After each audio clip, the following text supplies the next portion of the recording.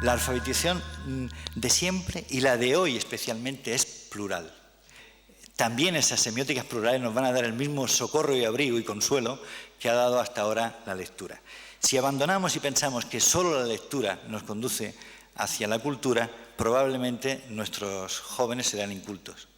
Hay que ser conscientes de que el mundo de la oralidad, que es probablemente el primer paso en la humanización del ser humano, hoy día es una escritura también a partir de que se registra, se memoriza y se puede editar. Y que con cualquier sistema de edición los jóvenes editan. Hoy día no tenemos un texto. Si ustedes ven el grafismo que hay en la esquina izquierda inferior, es el grafismo con el que hace ahora 30 años Berners-Lee en el CERN de Ginebra pensó el primer sistema documental en el cual se basó luego la web. Un sistema en el que todas las páginas, todos los documentos estaban conectados. Fue la primera proposición de un texto universal que ya existe, de esa navegación que nos permite recorrer todas las páginas de la web como si fueran el mismo libro.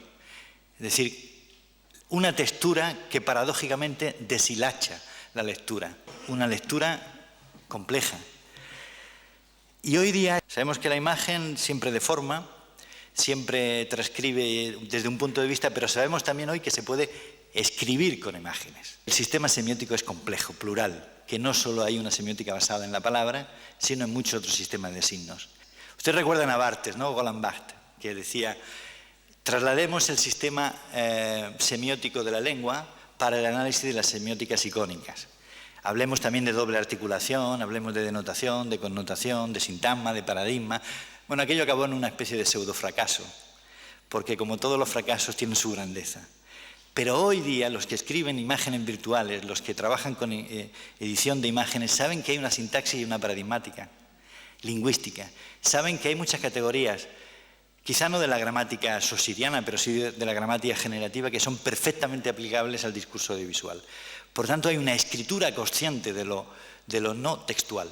Y esto me parece importantísimo para descubrir la inteligencia o la metainteligencia que puede darse también en otras escrituras. Por tanto, vivimos en una cultura riquísima para aprender no solamente a leer, sino a escribir. Porque quien no sabe escribir no sabe leer, no al revés.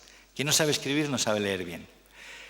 Si aceptamos que es una semiótica plural la que nos rodea, incluida la del texto, hecha de muchas semióticas, el hecho de que la gente sea bilingüe, trilingüe, polilingüe, multilingüe es, como dice Steiner, es una riqueza y un avance cultural, porque cada lengua describe el mundo de diferentes formas, porque cada lengua tiene un grado de conciencia diferente. Por tanto, tenemos la gran suerte de vivir en un mundo que puede ser más consciente de esta pluralidad semiótica, porque no es pluralidad solo de modalidad del lenguaje, sino también de lenguas.